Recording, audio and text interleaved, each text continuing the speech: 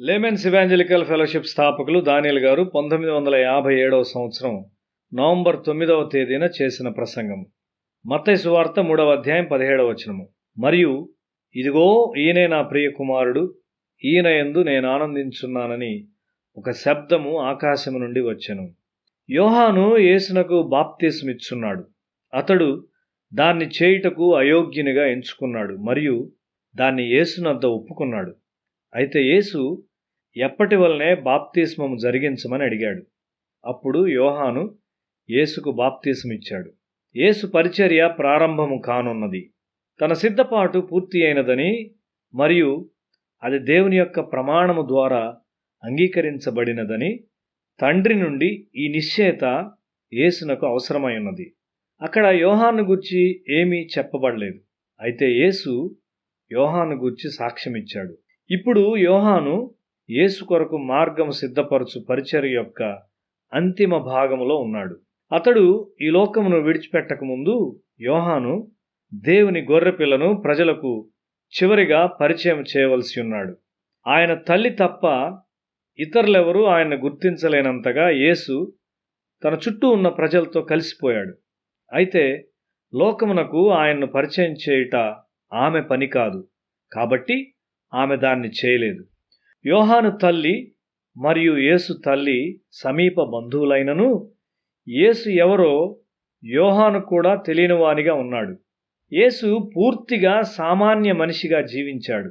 ఆయనను తన శిష్యులకు మరియు తన చుట్టూ ఉన్న ప్రజలకు అతడు పరిచయం చేయుటకు, మెస్సియాగా గుర్తించుటకు దేవుడు యోహానుకు ఒక సూచన ఇవ్వవలసి ఉండినది.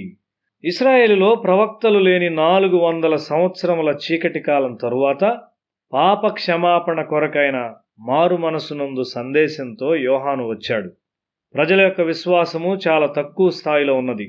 అప్పుడు ప్రవచనాల ప్రకారము ఏలియా ఆత్మ కలిగిన వాడై బాప్తిస్మమిచ్చే యోహాను వచ్చాడు.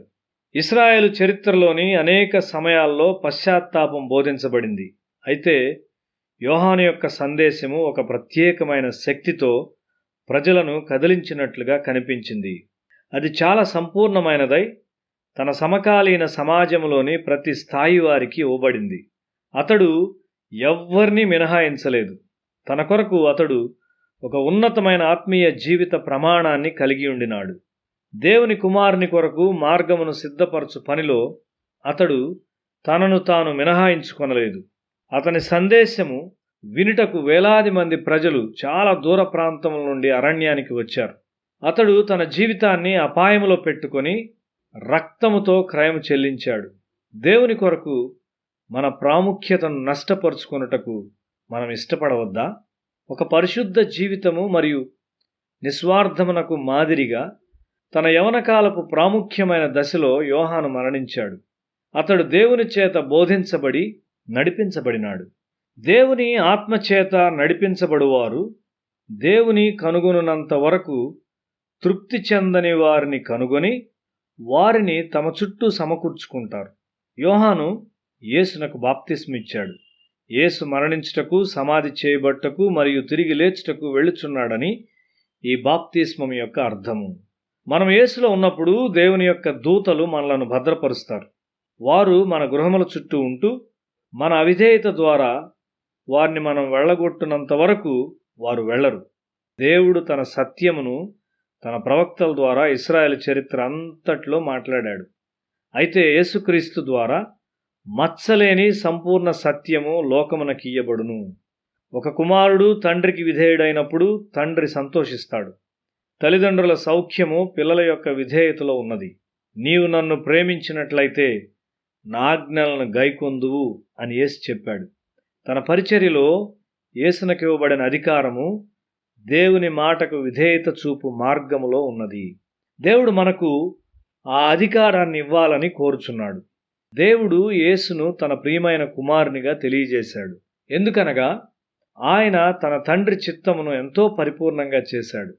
మనము దేవుని చిత్తమును వెతకవలసి ఉన్నాము. దేవుని యొక్క పరిపూర్ణ చిత్తము భద్రతకు రాజమార్గమై ఉన్నది. దేవుడు నిన్ను పేదవానిగా ఉండాలని కోరినట్లయితే పేదవానిగా ఉండు. అనేక మందిని ధనవంతులుగా చేయుటకు నిన్ను నీవు కనుగొంటావు.